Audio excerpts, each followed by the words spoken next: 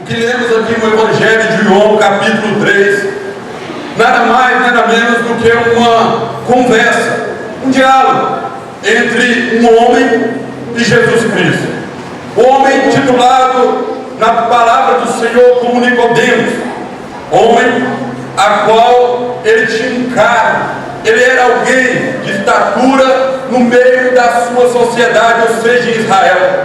Nicodemos era um fariseu. Fariseu não somente ele fazia parte da mais importante cúpula religiosa de Israel. Nicodemos era um fariseu do Sinédrio de Israel. Era um grupo de homens que regia os dogmas e toda a religião de Israel. Nicodemos, ele já era velho em sua idade, já tinha todo um conhecimento, já tinha toda uma bagagem, sim, em sua caminhada entre os povos, ou entre o povo de Israel. Mas nesse interim, Nicodemos, ele é aguçado a sua alma pelo interesse, pela curiosidade de saber, de conversar com Jesus Cristo. E bem, ele sabia que ele não poderia ter essa conversa com o Messias em público, numa praça ou no meio da multidão. Ele temia pelo seu cargo, ele temia pela sua estatura. Afinal, ele tinha construído toda uma história na religião judaica, e ele temia perder ou se tornar escândalo no meio da sua família. O que ele faz? Nicodemos, aguçado para ter uma conversa com o Messias, ele espera um momento ao qual Jesus Cristo está a sós, e isso é a noite. A palavra do Senhor nos fala que Nicodemos, ao tardar da noite, ele vai de encontro a Jesus Cristo. Ele procura Jesus, ele dá atenção a Nicodemos, e Nicodemos, ele faz uma pergunta ao Senhor. Nicodemos, ele chega elogiando ao Senhor e reconhecendo Jesus Cristo como Rabi, reconhecendo Jesus Cristo como Messias, como Mestre. E ele vira para Jesus Cristo e fala a respeito de sinais, a respeito da vida do Senhor. E o que Jesus ele fala? Jesus ele argumenta e começa a responder Nicodemos, talvez não da forma que ele queria. Talvez Nicodemos tinha muitas perguntas para fazer Jesus. Ao ouvir as notícias, ao ouvir a fama de Jesus Cristo, Nicodemos, doutor da lei, saber de toda a Torá, ele talvez queria chegar perto de Jesus Cristo para saber uma das histórias dos homens que passaram ao redor da vida de Israel, talvez saber um pouco da vida de Moisés, saber o que Jesus entendia sobre Davi, ou talvez saber o que Jesus entendia sobre o cativeiro. Mas quando Nicodemos ele chega diante de Jesus o surpreende com uma outra mensagem, talvez não aquilo que ele queria ouvir, não aquilo que ele queria ter do seu entendimento, mas Jesus sabia o que Nicodemos precisava para a sua vida, o que Nicodemos necessitava para o seu ser, para a sua alma. E aqui Jesus ele começa a falar com Nicodemos sobre a nova vida em Cristo, a nova vida diante do Senhor. Ele começa a falar de um renovo, de uma transformação.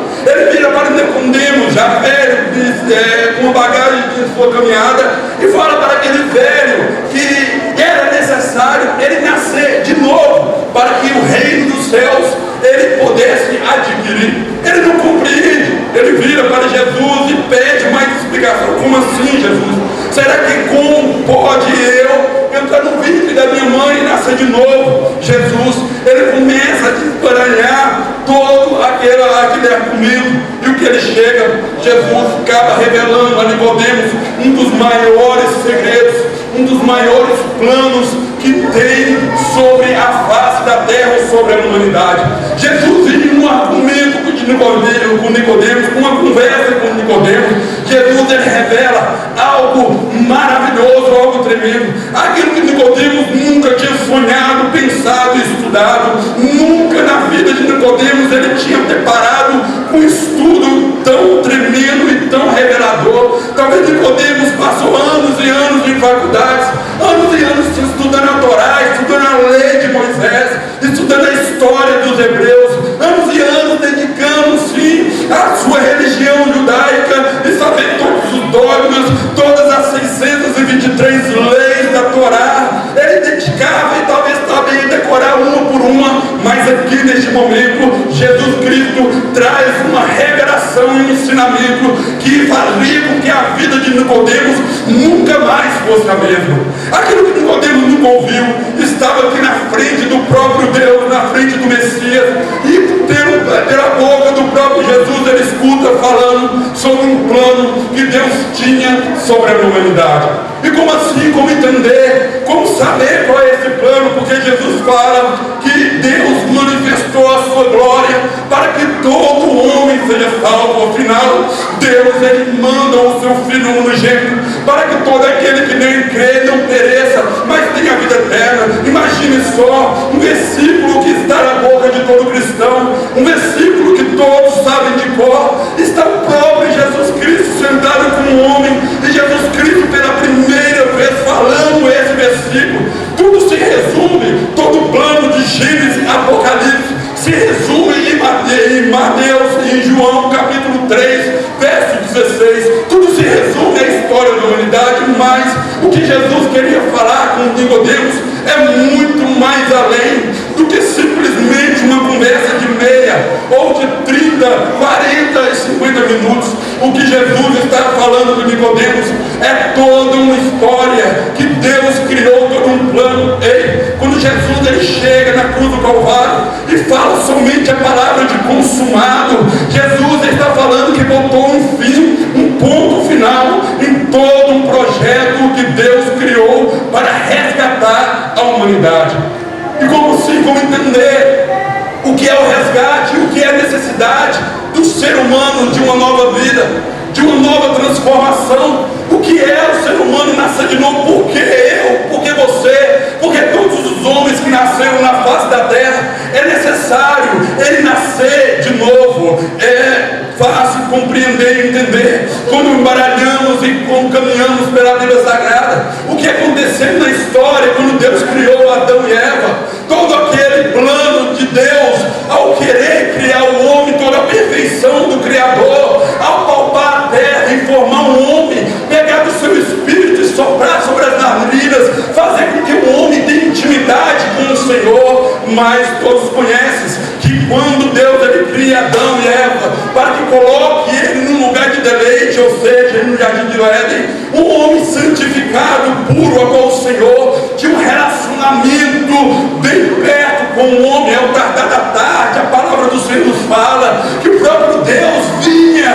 da sua glória, do seu trono de majestade, e sentava-se talvez do lado sim do jardim, e debaixo de uma sombra, conversando com Adão e batendo papo com Adão, até que o pecado ele invade o Éden e faz com que o homem que tinha um relacionamento com Deus, um homem que era imortal em sua essência, a morte, ou seja, o pecado gera morte no homem e faz separação de Deus. Mas o que acontece? Deus ele tem um plano. Deus ele não fez o homem para o homem perecer. Deus ele não criou todo esse projeto para que visse a minha vida, para que olhasse para a sua vida e olhasse você perecendo em suas dores, em seus pecados, perecendo em todas as suas aflições que invadem a sua vida. Deus não criou o homem para ser escravo de Satanás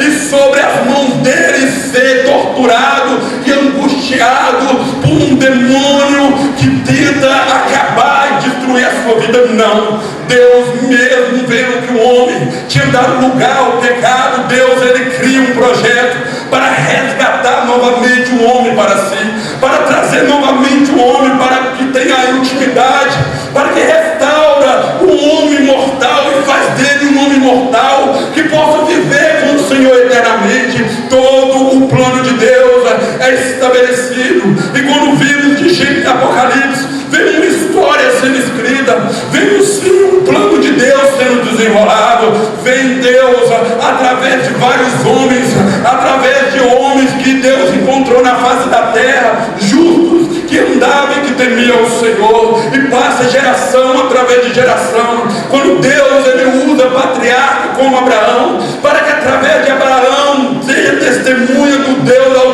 sobre a terra, constitui a sua família, e é um tempo ao qual muitos consideram como um tempo da dispensação dos patriarcas, a qual Deus usa a família para poder testificar e testemunhar o único Deus e Criador de toda a terra. Mas Abraão falha, Isaac falha, Jacó falha. O que acontece? Deus, ele vê-se um povo escravizado e Deus o toma para si, os hebreus. Levanta Moisés como profeta, levanta Moisés como chamado, como libertador. É o plano de Deus novamente, agora não com a família, mas sim com a nação. E Deus estabelece sobre essa nação leis, dogmas, e Deus, ele traz estatutos e mandamentos para essa nação, para que essa nação permaneça obediente, para que essa nação permanece e ter um único e somente Deus como seu Senhor. E para que todos os povos da terra se rendam ao Deus de Israel. Deus levanta uma nação para mostrar ao mundo que é somente um Deus. Mas o que acontece? Israel falha em sua missão. Israel, os profetas, juízes, sacerdotes, sumos sacerdotes, os reis de Israel, eles falharam, eles não entenderam, eles não compreenderam qual era o plano de Deus para trazer todo ser humano aos seus pés, para trazer todos os seres humanos da terra para o adorar. O que acontece? Deus, ele começa a incomodar os profetas da terra. Levanta sim um profeta chamado Isaías, e ele, como profeta messiânico, ele começa a profetizar no meio da nação de Israel. Isaías capítulo 7, versículo 14, está Isaías como uma trombeta no meio de um povo corrompido, no meio de um povo que estava afastado do Senhor e sem esperança de algo melhor para a sua vida. Está Isaías no meio da praça, e como porta-voz do Senhor, ele declara no versículo de 14 do capítulo 17: eis que uma virgem conceberá e dará à luz a um filho, e será o seu nome Emanuel. No capítulo 9, verso 6, Isaías declara: porque um menino nos deu, um filho nos nasceu, e o nome será maravilhoso, conselheiro, Deus forte, Pai da eternidade, príncipe da paz. Ou seja, Isaías estava declarando para um povo fracassado, para um povo afastado, para um povo corrompido pelo seu pecado, que ainda Deus não tinha desistido do ser humano, que ainda Deus não tinha abandonado a sua nação, que ainda mesmo diante de um descontrole político, de um descontrole religioso, Deus não tinha findado o plano dele para resgatar a humanidade. O que ele faz? Ele levanta o profeta para trazer esperança ao povo. Ele levanta o profeta para falar: calma, espera aí, você talvez está preocupado com seus filhos, talvez você está preocupado com seus descendentes. Não se preocupe, porque o Deus de Israel vai levantar um que vai restaurar a nossa nação, que vai restaurar a nossa terra.